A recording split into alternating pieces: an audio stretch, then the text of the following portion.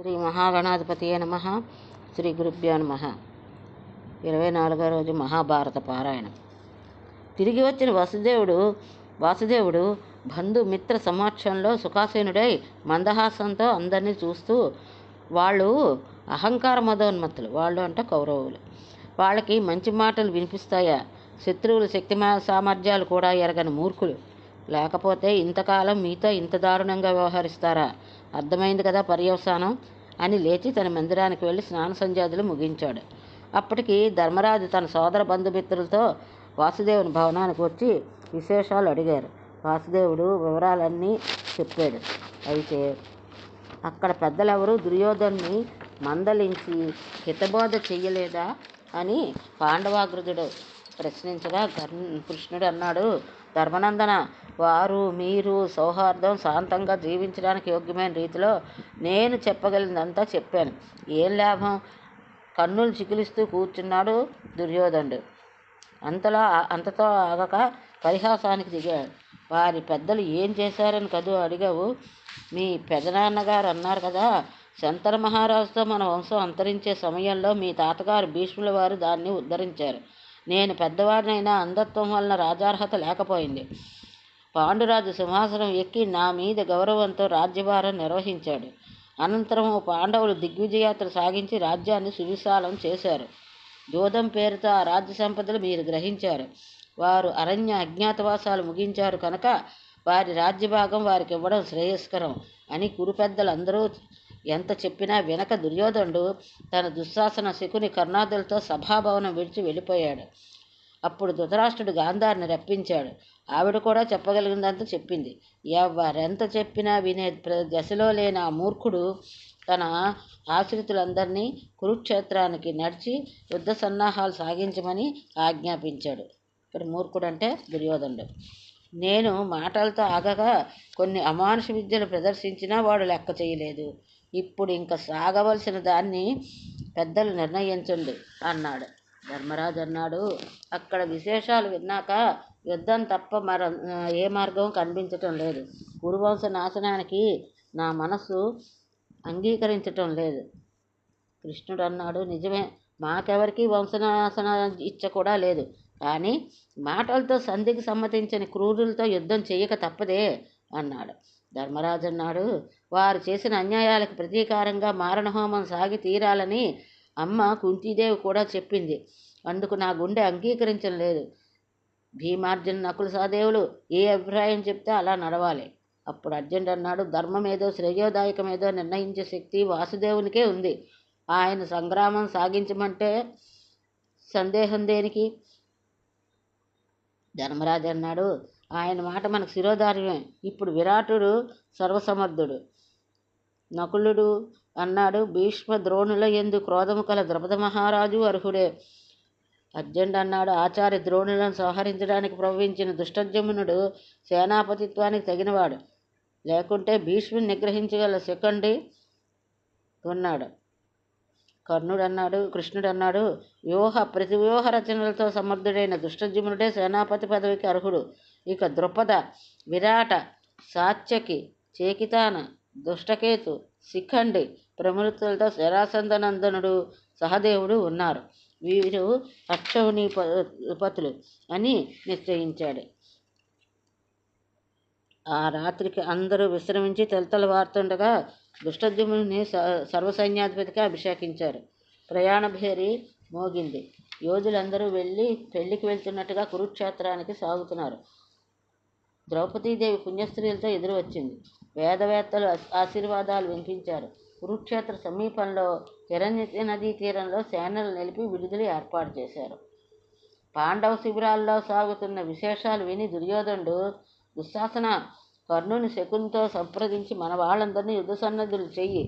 అక్షౌహిణీపతులను నిశ్చయించి భీష్మ పితామహుని సర్వసైన్యాధిపతిగా అభిషేకించడానికి నిశ్చయించగా ఆయన, నాయన దుర్యోధన, నాకు మీరంతో పాండవులు అంతే కనుక వారితో నా చేత్తో హింసించను.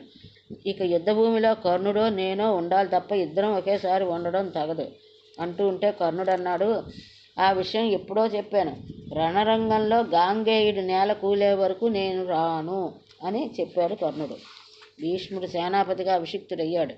అప్పుడు వెళ్ళి తల్లిదండ్రులకు నివేదించే ఆలస్యాన్ని సహించలేక దుర్యోధనుడు తన సేనలను కురుక్షేత్రానికి నడిపించాడు. ఆ వార్త విని బలరాముడు తన పరివారంతో పాండవ శిబిరానికి చేరి, ఇలా జరగకూడదనుకున్నాను కానీ జరుగుతోంది. నా శిక్షణలో గదా నా శిక్షణలోనే కదా యుద్ధంలో ఆరితేరిన భీమ, దుర్యోధనులు ఒకరినొకరు చంపుకుంటూ ఉంటే చూడలేకపోతున్నాను. సరస్వతీ నదీ తీరానికి వెళ్తున్నాను అని పలికి వాళ్ళందరికీ నమస్కారాలు అందుకుని బలరాముడు వెళ్ళిపోయాడు. తరువాయి కొంతసేపటికి రుక్మిణీదేవి సోదరుడు రుక్మి వచ్చి, అర్జున, నువ్వు శత్రువులకు భయపడుతుంటే చెప్పు, నేను వారందరినీ సంహరించి వస్తాననగా, అర్జునుడు, నాయన, మాకు ఆ భయం లేదు, వెళ్ళిరా అనగా వాడు దుర్యోధన దగ్గర పోయి అదే విధంగా మాట్లాడి అటువంటి అవమానమే పొంది వెనుదిరిగిపోయాడు. ఇప్పుడు కథ ఇలా ఉండగా ఆ రాత్రి ధృతరాష్ట్రుడు సంజయుని పిలిచి విశేషాలు అడిగాడు. సంజయుడు అన్నాడు, మహారాజా, ఈ ప్రమాదం అంతా దుర్యోధన వల్లే వచ్చిందంటున్నావు. నీకు తెలియకుండా ఈ రోజు వరకు జరిగిందే లేదు. సరే, విశేషాలు విను. నీ కొడుకు దుశ్శాసన శకుని కర్ణునితో సంప్రదించి శకుని కుమారుడైన ఉలూకిని పాండవ స్కందారావానికి రాయబారిగా పంపాడు. వాడు వెళ్ళి నోటికి వచ్చినట్టు పేలితే వాళ్ళు మృదువుగా మాటలు కట్టిపెట్టి యుద్ధానికి మీ వాళ్ళందరినీ సందిగ్ధంగా ఉండమని సమాధానం పంపారు. ఆ తరువాయి నీ దుర్యోధనుడి పితామహులను చేరి ఉభయపక్షాల్లో మరెవరెవరు ఎంతెంత వారో చెప్పమని అడిగాడు. ఆయన రధికులను, అతిరధికులను, అర్ధరధికులను నిర్ణయిస్తూ కర్ణుని అర్ధరధికులో ఒకటిగా నిర్ణయించడానికి కారణాలు చెప్తూ, కర్ణుడు కవచకుండలాలు కోల్పోయాడు. పరశురాముని శాపం ఉంది. దానికి తోడు వివేకశూన్యుడు అనగా ద్రోణుడు అన్నాడు. పితామహ మాటలు వాస్తవం. ఆయన చెప్పిన విషయాలే కాక వీనికి మరపు ఎక్కువ. అదీ కాక రణరంగం నుండి వెన్ను చూపి పారిపోవడానికి ఈషన్ మాత్రం సంకోచించని వాడు కనుకే అర్ధరథుడిగా అన్నాడు. కర్ణుడు కోపంతో, దుర్యోధన సార్వభౌమ, నా మీద దోషంతో వీరు లేనిపోయిన మాటలు పలుకుతున్నారు. నీ మొహం చూసి వీళ్ళ ప్రలాపాలు సహిస్తున్నాను. నిజానికి నా దృష్టిలో భీష్ముడు అర్ధరథుడు. అర్జున పద్మపక్షపాతంతో ఇష్టం వచ్చినట్టు మాట్లాడుతున్నాడు. వయసు మళ్ళిన వారికి మతి స్థిమితం ఉండదు, అదే కనిపిస్తోంది అని పౌరుషంగా మాట్లాడుతూ ఉంటే భీష్ముడు అన్నాడు, కర్ణ, నా శక్తి సామర్థ్యాలు, అస్త్ర విద్యా పాఠవం తెలిసిన నీ గురువు పరశురాముల వారిని అడుగు. ఇప్పుడు ఇంక నా ముసలితనాన్ని, నీ యవ్వనాన్ని అర్జునుడు తేలుస్తాడు. ఈ వయసులో నా గురించి నేను చెప్పుకోవాల్సిన దుర్దశ కలిగించావు. ఇంతకు ఈ యుద్ధం నీ వల్లే వచ్చింది. దాని పర్యవసానం కూడా నీ వల్లే తేలాలి. ఇంకా చూస్తే యుద్ధానికి దూరంగా ఉండి వృద్ధులందరూ నేలకూలిన తర్వాయి రణరంగంలో ఏం చేస్తావో చూసే యోగం వీళ్ళలో ఎవరికుంటుందో. ఈనాడు నన్ను సేనాపతిగా అభిషేకించారు కనుక ఇంతకంటే ఎక్కువ మాట్లాడను అన్నాడు భీష్ముడు. దుర్యోధనుడు అన్నాడు, తాత, వీరిద్దరూ ఇలా విభేదాలతో ఉంటే మా భవిష్యత్తు ఏం కావాలి? శాంతంగా నా మేలు కోరు పనే చెయ్యండి. మన వారిలో అతిరథ మహారథులు నిర్ణయించినట్లే వారిలో యోధానుయోధులు ఎవరో వివరించు అనగా విశేషం చేశాడు యుద్ధయోధుడు. దుర్యోధనుడు అన్నాడు, తాత, శత్రుసేనను తుదమట్టించడానికి నీకు ఎన్ని రోజులు పడుతుంది? నాయన, 4 రోజుల వ్యవధిలో వారందరినీ కడతేర్చగలను. ఈ లోపల అర్జునుడు నన్ను నేల కూల్చకపోతే అన్నాడు భీష్ముడు. ద్రోణుడు అన్నాడు, నేను కూడా పితామహుల వల్ల 4 రోజుల్లో వ్యవధిలో పడగొట్టగలను. కృపాచార్యుడు అన్నాడు, నాకు 2 నెలలు అవసరం. అశ్వత్థామ 10 రోజులు చాలు నాకు అన్నాడు. కర్ణుడు 5 రోజులు చాలు అన్నాడు, ఆ సేనా సముద్రాన్ని ఎండగట్టడానికి అన్నాడు. భీష్ముడు అన్నాడు, మాటలు కోటలు దాటించడం చాలా తేలిక, కానీ రేపు రణరంగంలో గాంధీవద్దు విన్నాక ఆ మాటల బలం చూద్దాం అన్నాడు. ఈ వార్త చారుల వల్ల విన్న ధర్మరాజు సోదరుల బలం ఎంతటిదో చెప్పమనగా, అర్జునుడు, ధర్మనందన, దేవదత్తాలైన పాశుపత అస్త్రయోపయోగంతో ఒక్క క్షణంలో శత్రుసేనను బూడిద పని చేయగలను, కానీ సామాన్య మానవులపై అస్త్రాలు ప్రయోగించరాజు. అక్కడ యోధులకు తీసిపోయే వాళ్ళెవరూ మన సేనలో లేరు. నిశ్చయంగా మన వారిని నేలకూల్చి విజయం సాధించగలం. మన సేనలోని వాళ్ళందరూ మహోత్సాహంతో సాగుతున్నారు. అదే మన విజయశ్రీ అని ముగించాడు అర్జునుడు. ఇక్కడితో ఉద్యోగ పర్వం సమాప్తం. భీష్మ పర్వంలోకి వెళ్తున్నాం మనం ఇప్పుడు. కురుపాండవులు కురుక్షేత్రంలో నిలిచారు.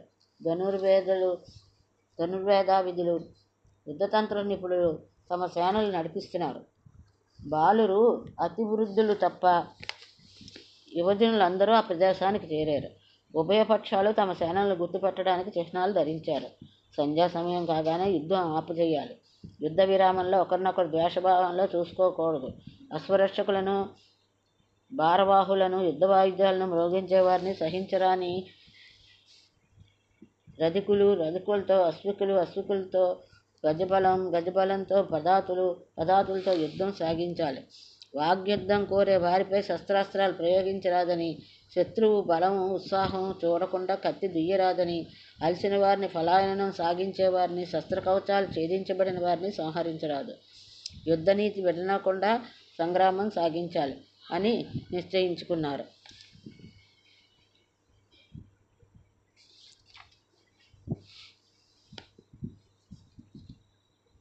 కురుక్షేత్రం యుద్ధోన్మత్తులైనటువంటి మహాయోధులతో నిండిన వార్త విని వ్యాస మహర్షి ధృతరాష్ట్రుని చేరి, నాయన, ఏది జరగకూడదనుకున్నామో అదే సిద్ధమైంది. అంతటా నాశన సూచనలే కనబడుతున్నాయి. ఉదయసాయి సంధ్యా సమయంలో సూర్యుని చుట్టూ కబంధ దేహాలు, లోహిత కృష్ణమండలాలు గోచరిస్తున్నాయి. కార్తీక పౌర్ణమి నాడు ఆకాశం నిర్మలంగా ఉన్నా చంద్రమండలం తేజహీనంగా అగ్నిగోళంగా ఉన్నదే కానీ తెల్లదనము చల్లదనము లేదు. మనిషికి అవసరం కాకుండా రణదుందుబులు మోగుతున్నాయి. కోకిల కూత కటువుగా వస్తోంది. మేఘాలు రక్తమాంసాలు వర్ధిస్తున్నాయి. ఉదయ సమయంలో మిడతల దండు సాగుతోంది. అరుంధతి నక్షత్రం వశిష్ఠుని అతిక్రమిస్తోంది. రోహిణీ నక్షత్రాన్ని శని పీడిస్తున్నాడు. కేతువు చిత్తా నక్షత్రాన్ని నుండి వెనుదిరిగి స్వాతిలో ప్రవేశిస్తున్నాడు. రాహువు సూర్యుని మింగజూస్తున్నాడు. పుష్యమీతారును ఆక్రమించిన ధూమకేతువు ఆగిపోయింది. కుజుడు వక్రీకరించి మఖాసమప్రవేశం చేశాడు. గురుడు శ్రవణంలో, శుక్రుడు పూర్వభాద్రలో, శని పూర్వపనుగిలో ఉన్నారు. సప్తర్షి మండలం కాంతిహీనంగా ఉంది. త్రయోదశి నాడే సూర్యగ్రహణం వస్తోంది. సముద్రపు నీరు ఎర్రగా మారుతుంది. నూతుల్లో నురుగు పుడుతుంది. సముద్రుడు చెలియకట్ట దాటబోతున్నాడు. నాయన, ఆవు కడుపున గాడిద పిల్లలు, గుర్రాలు, ఆవు దూడలను, కుక్కలు, నక్క పిల్లలను పడుతున్నాయి. గద్దల తల మీద కొమ్ములు మొలుస్తున్నాయి. చెట్ల మీద కలవ పువ్వులు వికసిస్తున్నాయి. భూమి కంపిస్తోంది. ఆవుల పొదుగుల నుండి రక్తధారాలు స్రవిస్తున్నాయి. పక్షులు ఆర్తనాదాలు చేస్తున్నాయి. కన్నతల్లినే కొడుకులు కామిస్తున్నారు. తెల్లవారితే కురుక్షేత్రంలో మారణహోమం ప్రారంభమవుతోంది. నువ్వు పూనుకుంటే ఈ ప్రమాదం తప్పుతుంది అన్నాడు. అప్పుడు ధృతరాష్ట్రుడు అన్నాడు, మహర్షి, నా కొడుకులు నా మాట వినే దశలో దాటిపోయింది. యుద్ధం విజయం చేకూరే వారికే గోచరించే శుభాశుభాలు చెప్పండి. నాయన, పొగ లేకుండా అగ్నిజ్వాలలు నిర్మలంగా దక్షిణావృతంగా ప్రదర్శిస్తూ అగ్నాహుతులను సువాసనలు నింపుతూ ఉండగా చిలకలు, గోరువంకలు కలస్వనంతో ఏ పక్షాన తిరుగుతాయో వారికి విజయలక్ష్మి వరిస్తుంది. మత్తేబాల ఘీంకారాలు, గుర్రాల సకిలింపులు వినిపించే పక్షం జయశ్రీని ఆహ్వానిస్తోంది.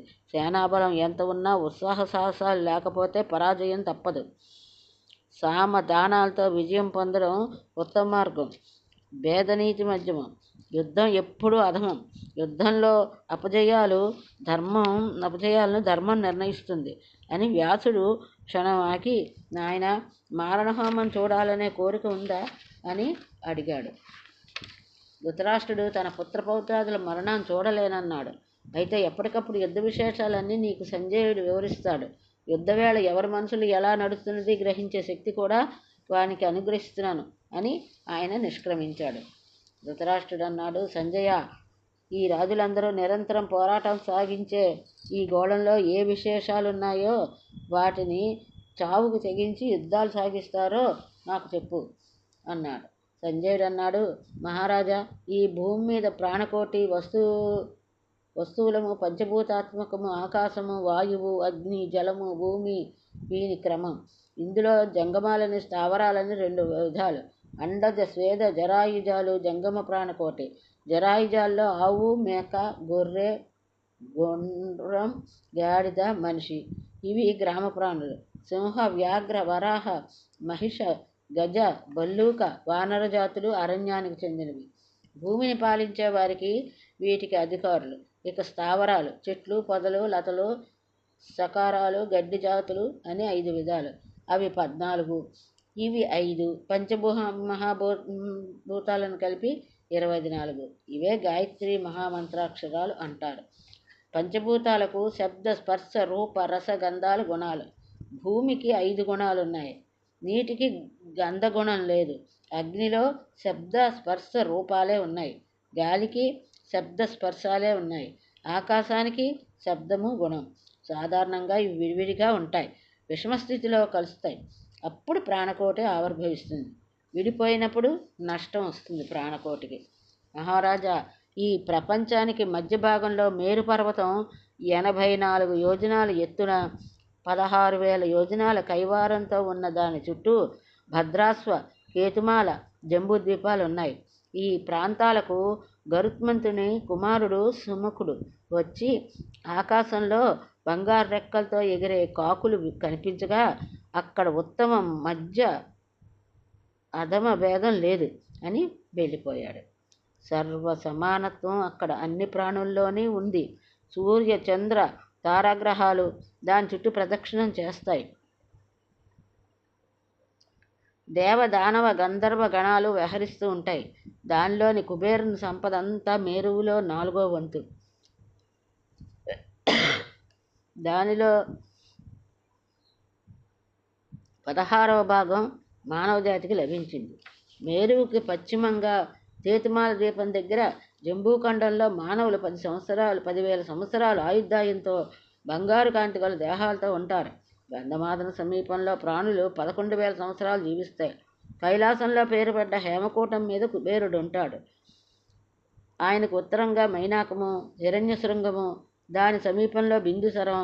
అక్కడే భగీరథుడు గంగ కోసం తపస్సు చేశాడు.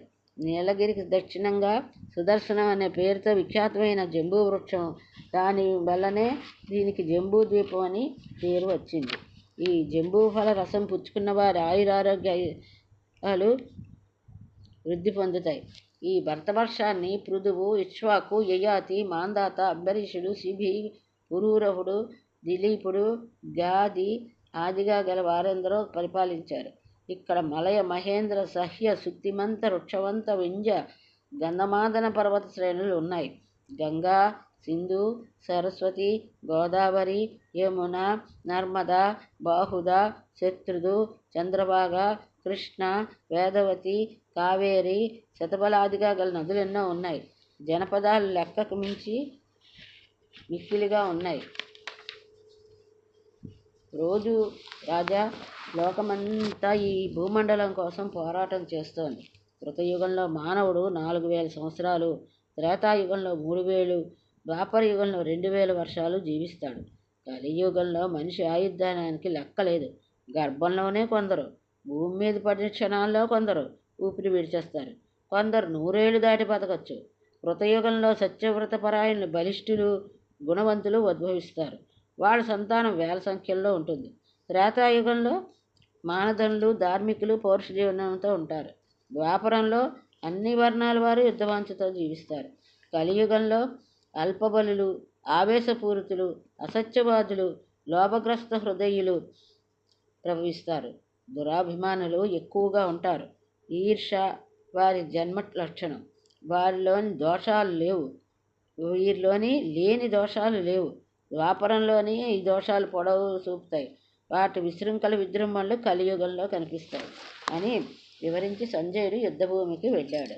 యుద్ధభూమి నుండి తిరిగి వచ్చిన సంజయుడు దీనవదనంతో, గద్గదస్వరంతో, మహారాజా, హిమాచలం వలె ఉన్న స్థిరమైన ధీరత్వం, సముద్రవంత గంభీర హృదయం, భూదేవి కన్నంత ఓర్పు కల పరశురాముని వంటి ధనుర్ధుని నిలిపిన యోధ సంహుడు భీష్ముడు శరతల్పం మీద ఉన్నాడు. ఆయన 10 రోజులు మన సేనలకు రక్షకుడు. వేల మంది యోధులను అలసటగా నేలకూర్చిన మహావీరుడు జుంజామార్తంలో మహావృక్షంలో యుద్ధభూమిలో నేల కూరాడు. మీ కపట వ్యవహారమే దీనికి కారణం కాదంటారా? శిఖండి చేతుల్లో ఆయన పడిపోయాడు అని తలవాల్చుకున్నాడు సంజయుడు. ధృతరాష్ట్రుడు అన్నాడు, సంజయ, ఏమన్నావు? మహాజ్ఞాని ధనుర్వేద విదుడు, వీరాగ్రేసరుడు, పరశురామ శిష్యుడు, గురుకుల భూషణుడు నేల కూలాడంటే నా హృదయం సంతాపంతో కుమిలిపోతోంది. యుద్ధభూమిలో ఆయన సూర్య సమతేజంతో నిలబడితే శత్రుసేనలు పలాయించవలసిందే. ఈ క్షణం వరకు ఆయన మీదే నా ఆశలున్నాయి. ఇంకా నాకు విజయాస లేదు. హృదయానికి శాంతి లేదు. ఈ 10 రోజులు ఆయన ఏ వ్యూహాలు పన్నాడో, యోధులెవరెవరు మరణించారో వివరంగా చెప్పు అన్నాడు. సంజయుడు అన్నాడు, తెల్లవారుతున్నది. శంఖభేరీగానాలు మిన్నుముట్టాయి. వీరుల సింహగర్జనలు, అశ్వహేషారవాలు, మత్తేబ గీంకారాలు మహోత్సాహంగా సేనలు నడుపుతున్నాయి. కురుక్షేత్రం రణరంగంలా కాక మహానగర శోభితంగా ఉంది. మన సేనకు అగ్రభాగంలో భీష్ముల వారి రజితమయ రథం, దానికి పూంచిన అశ్వాలు ధవళకాంతులతో ఉన్నాయి. ఆయన తలపాగా కూడా శ్వేతవర్ణంతోనే ప్రభాసిస్తోంది. రథధ్వజం తాళ చిహ్నితమై దగదగలాడుతోంది. అంటే తాటి చెట్లతోటి ఉన్న గుర్తు అన్నమాట. చంద్రమండలంలో ఉన్నాడు ఆయన. ఆ సమయంలో సుయోధనుడు దుశ్శాసనుని పిలిచి, సోదరా, మనం ఇప్పుడు పితామహులను రక్షించుకోవాలి. యోధులందరూ ఆయన్ను పరివేష్టించి ఉండాలి. ఒక్క సెకండ్ని మాత్రమే ఆయన చూడడు. మన అప్రమత్తులం అయితే నిర్లక్ష్యంగా ఉన్న సింహాన్ని కుందేలు పరాభూతం చేసేటట్లు ఈ మహావీరుడు శిఖండి చేతిలో పడిపోతాడు అని హెచ్చరించాడు. అప్పుడు భీష్ముడు అన్నాడు, క్షత్రియ వీరులారా, వీర స్వర్గద్వారాలు తెరుచుకున్నాయి. శౌర్యధైర్యాలు ప్రదర్శించి మన తండ్రి తాతలు వీరధర్మానులై బ్రహ్మలోకాలు చేరారు. మనము ఆ దారినే నడవాలి. రోగపీడతో మంచాల మీద కృషించి నశించడం క్షత్రియుడికి ఉచితం కాదు. రణరంగంలోనే అంతిమ శ్వాస. ఇక మీ ధైర్యసాహసాలు ప్రకటించండి. అటు ఇటు దుశ్శాసన, దుర్ముఖ, దుస్సాహ, వివసంతి, వికర్ణ, చిత్రసేన, సత్యవ్రత, పురమిత్ర, భూరిశ్రవ, జయ, జలాదులు 20,000 సైన్యంతో భీష్ముని వెంట ఉన్నారు. అభిసాహ, సూరసేన, పసాతి, శాల్వ, త్రిగర్త, కేకయ, సౌవీర దేశాల అధిపతులు, వారి రథాబలాలు పితామహుని రక్షణలో ఉన్నాయి. రథచక్ర రక్షకులు, గజపాద రక్షకులు, పదాతి దళములు వేల సంఖ్యలో ఆయన వెంట ఉంది. అప్పుడు ఆయన ద్రోణ, కృప, బాహ్లిక, అశ్వత్థామాలతో సంప్రదించి సర్వతోముఖ వ్యూహాన్ని పన్నాడు. ఇది ఈరోజు మహాభారతం. ఇంతటితో స్వస్తి.